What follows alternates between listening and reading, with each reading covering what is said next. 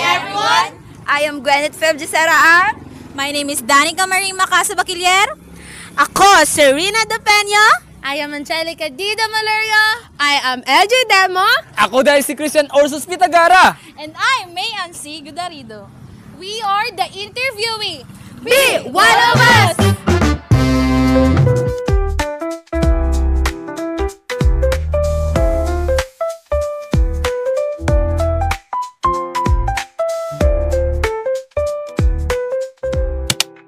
Yun na nga at may nahanap na nga tayo ng isang vendor na makakapanayam natin ngayong araw. Halika at puntahan natin. Tara!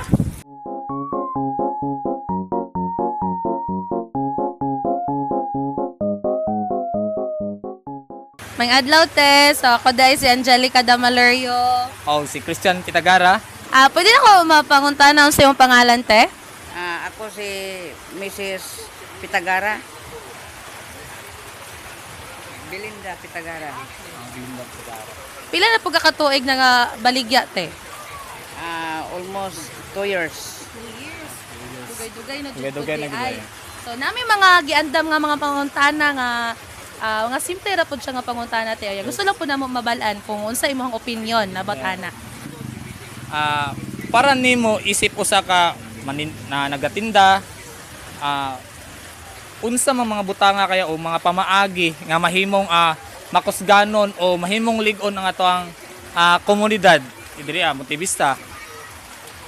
Para nako, para mahimong lig-on ang ato ang komunidad, kinahanglan aduna tay paghingogmaay susag-usa o panaghiusa aron mahimong magbalambuon kay adunay paghingogmaay o panaghiusa magkauyon gyud ang mga unsa may mga plano niining ato ang komunidad. So sa kung panguntana karon te, unsa man ang mga hagit o problema na ginaatubang sa tong komunidad karon?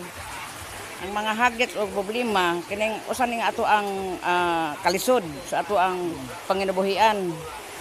Diin ang tao sagad kulang gud ang kanang income tungod sa ato ang kanang mga kita nga diin igo-igo na jud nga dili jud tagbo jud ang tanan. Isa na sa mga problema karon no nga gitubang diri nga komunidad ang kulang og mga tao unemployed ang iyang pasabot ato. Like mga kulang og kanang trabaho, wala kay saktong kita yang gimension. So para sa imo ha ma'am, kana mga problema unsa kaya matabang sa eskwelahan? No, unsa kay matabang sa eskwelahan para mahimong masolusyonan ang mga problema like kulang sa mga income. Po ang unta kung adunay mga pamaagi ang eskwelahan sama anang nasalay mga project o ingana nga ilahang pagabuhaton para ang tao madagdagan ang ilahang kahibalo. Okay, balo. Mga trainings. Niya ana po madagdagan pod ang income. Daghan kay salamat sa imong gigayon nga oras para sa amo ang interview karon te o ma'am. Salamat kayo sa imuhang time o labi na sa kante. Salamat sa oras.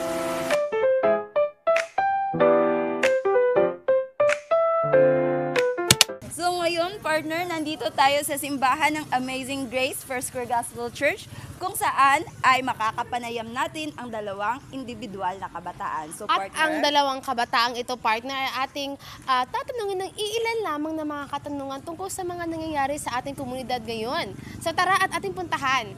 Tara! Sumaayong hapon. Ngayong hapon. So, pwede ba naman ma-interview, sir? Pwede kayo. Okay, so pwede ba naman pangayoin yung mga pangalan? Ako dahil si MacDave Miguel. O si Cesar Ryan Dagaraga. isig po sa ka mga batan-on diri sa ato ang lugar, unsa ang mga butang o pamaagi nga mahimong makusganon o lig-on ang atong komunidad. Sa kuha is needs sa atong head or kinsa may nagdala ni programa dapat na siya event or program sa once a week or once a month. Para sa kuha, isa sa mga pamaagi nga mahimong malig-on ng atong lungsod is through kuan social awareness. So magakandak ang different department og symposium and dapat mo-attend kita. Tama po na, sir. Tama, sir. Ang second question, sir, is unsa man ang mga hagit or mga problema nga inyuhang nasinati or inyuhang or tubang sa ato ang komunidad karon, like unsa may mga examples? Karon sa akong nakita sa mga hagit sa atong sige na? Lungsod karon komunidad is kaadikan sa drugs. Yes. Ang daghanag na nga daot o daghanag na dakpan. Para sa kuha, isa sa mga hagit nga giatubang sa atong lungsod karon kay ang politika. Perti na gyud nilang buta. Wala nay kahapsay, wala nay kuan. Dili na magkaghiusa ang mga tao. Mga kuan na.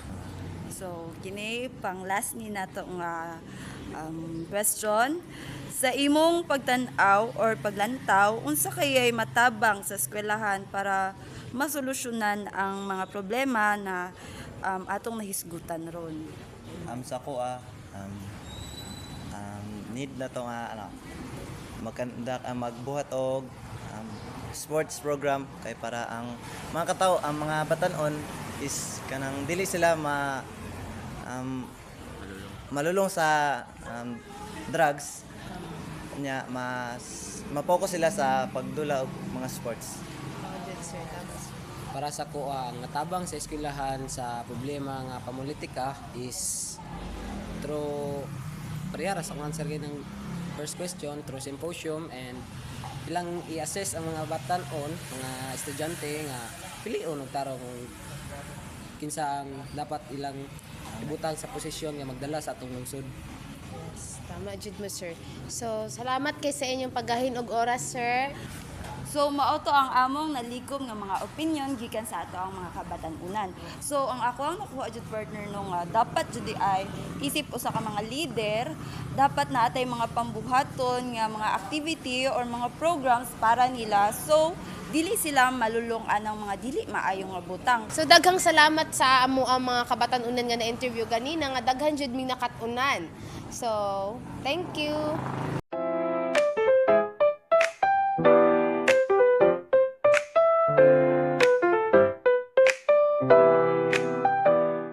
Magandang hapon! So ngayon, nasa tapat kami ng bahay ni Sir Bobong Miguel upang siya yung i-interviewin namin ngayon.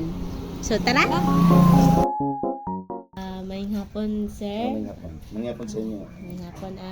Before me magsugod, magpalaila sa amin, sir. Ako dahil si Reyna Dopenyo. Tanika Marie po. Yan sa pwede mo makapangutan na po sa pangalan po. Ako, Rafael. Pero naila ko diri sa amo sa Angga Mabugong. Niyado ko sa gobyerno o 30 katuig. Nami mga pangutana gamay lang po ni siya.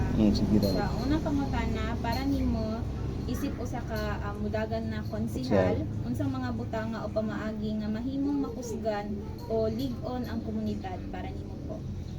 Komunidad. Ang komunidad magud mga tao man na nga ang basic unit kay pamilya man. So aron nga malikon ang komunidad kinahanglan likon pud ang pamilya. So basic na no, basic. So unsa man ang pamilya. So siguro para malikon ilang mga moral, ilang mga value, isa sa mga maayong binyo nga mo hulma sa mga pamilya na gawas nun man ta kining atong nasod demokrasya man. So matag sana ay kagawasan sa ibuhaton niya sa iyang lawas. Pero kung mahulmang ka og tarong diha sa imong balay tungod kay nakay ka sa simbahan. Sir, so sunod nga pangutana, sir, is unsa man ang mga hagit o problema na Atubang nga sa atong komunidad? wala gyud lugar nga way problema. Bisan sa simbahan, wala simbahan nga way problema. In effect, wala komunidad nga way problema. Pero kung ang mga tao law abiding matinumanon sa mga balaod, gamay ra ang problema ana. Siguro nga itong masugatan na nga mga problema nga muhadla na to kanang kalamidad, bagyo, sakit, mga linog o uban pa nga muhasol sa atong pagtuyo. sa laing pagkasulti sa diha sa pag-atubang na nato sa komunidad nanay mga tulisan na ay kawatan ang ano siguro tungod kay ang ilahang mga values wala mapahiluna wala maplastar og tarong problema ang kuryente pamalay ang uban maayo balay ang mga atop ang nana pinturado ng kuano pero naapag po'y lisod mula ko gani ka diha sa Montevista kan mo sakay na mo bus di ba na inyong makita diha usahay nga na diha na natulog no.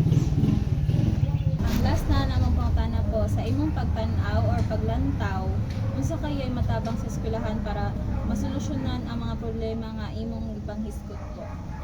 Ang nakanindot pagid karon kani mo nindot nga akong isulti ninyo ang atong gobyerno wala matulog nag-create siya og mga state colleges state universities aron nga librehon ang digong man nga legacy nga libre ang kolehiyo so salamat yun salamat nga ang atong gobyerno pod nahimong kabahin ana nga paghatag og taas nga edukasyon sa aton. Salamat. Yun na nga partners, di ba? At napakinggan talaga natin kung ano yung mga iba't ibang opinion nila tungkol sa mga problema na ating nararanasan sa komunidad ngayon. Tama.